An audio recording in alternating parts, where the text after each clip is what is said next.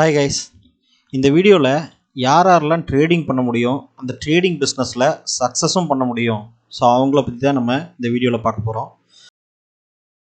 So டைரெக்டாக சிம்பிளாக சொன்னால் யார் வேணாலும் ட்ரேடிங் பண்ணலாம், அதில் சக்ஸஸும் பண்ண முடியும். ஆனால் அது ஆன்சர் கிடையாது. நம்ம இன்னொரு கேள்விக்கு பதில் சொல்லி ஆகணும். அதுதான் ரொம்ப முக்கியமான கேள்வி.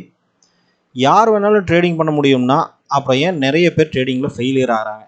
இதுதான் கேள்வி. இந்த கேள்வி தான் ரொம்ப முக்கியமான கேள்வி. இப்போது நம்ம ஒரு சிம்பிளான ஒரு எக்ஸாம்பிளோட பார்ப்போம். இப்போ நீங்கள் ஒரு டீ ஷாப் பிஸ்னஸ் ஸ்டார்ட் பண்ண போகிறீங்க அப்படின்னு ஜஸ்ட் ஒரு எக்ஸாம்பிள் எடுத்துக்கங்க. ஃபஸ்ட் உங்கள் ஆக்டிவிட்டி எப்படி இருக்கும்? ஃபஸ்ட் நீங்கள் நிறைய டீ கடைக்கு போவீங்க, நிறைய டீ டேஸ்ட் பண்ணி பார்ப்பீங்க. ஒவ்வொரு கடையும் எவ்வளோ க்ரௌடு வருது, அது ஏன் வருது அப்படின்னு சொல்லி யோசிப்பீங்க.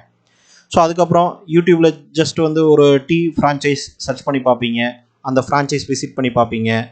அவங்க சொல்கிறதெல்லாம் எந்த அளவுக்கு ஒர்க் அவுட் ஆகுது அப்படின்னு சொல்லி ஒரு ட்ரூத் ஃபைண்டிங் பண்ணுவீங்க.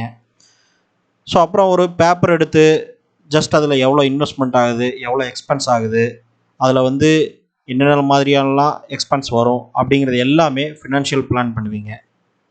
ஒரு டீ ஷாப் வைக்கிறதுக்கு இவ்வளோ இன்டெலிஜென்ட்டாக ஸ்மார்ட்டாக யோசிக்கிற நீங்கள், ஆனால் ஒரு ஸ்டாக் மார்க்கெட் பற்றி திங்க் பண்ணும்போது மட்டும் ஒரு பிஸ்னஸ் மாதிரி ட்ரீட் பண்ணாமல் ஜஸ்ட் ஏதோ ஒரு பணம் சம்பாதிக்கிற மிஷின் கையில் கிடச்ச மாதிரி யோசிப்பீங்க. ஸோ இதுதான் முதல் பிரச்சனை.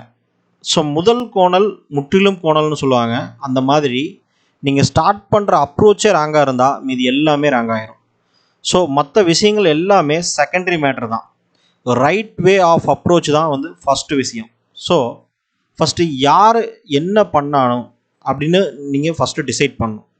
ஸோ ஃபஸ்ட்டு என்ன பண்ணணும் அப்படின்னா, நீங்கள் உங்களோட டைம் அண்ட் மணி ரெண்டுமே ஃபஸ்ட் லேர்னிங்காக தான் இன்வெஸ்ட் பண்ணணும். ஸோ லேர்னிங் அண்ட் அண்டர்ஸ்டாண்டிங், அதுக்கப்புறம் ப்ராக்டிஸ் பண்ணி பாருங்கள், அப்புறம் ஸ்லோவாக ஸ்டார்ட் பண்ணுங்கள். ஸோ அதுதான் correct way of approach. So right way of approach is the first thing.